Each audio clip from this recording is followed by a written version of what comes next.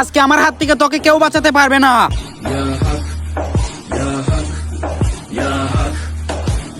আমি বেঁচে থাকতে তুই কিভাবে রোজা ভাঙলি এটা আমার বোঝা লাগবো।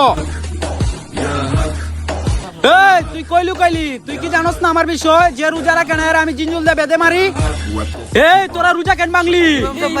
এই রোজা কেন ভাঙলি?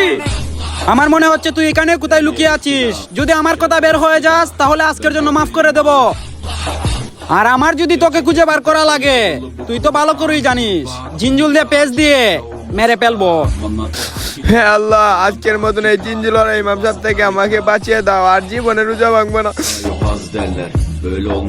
আচ্ছা তাহলে তুই এখানে লুকিয়ে আছিস, আজকে তোরে আমার হাত থেকে কেউ বাঁচাতে পারবে না।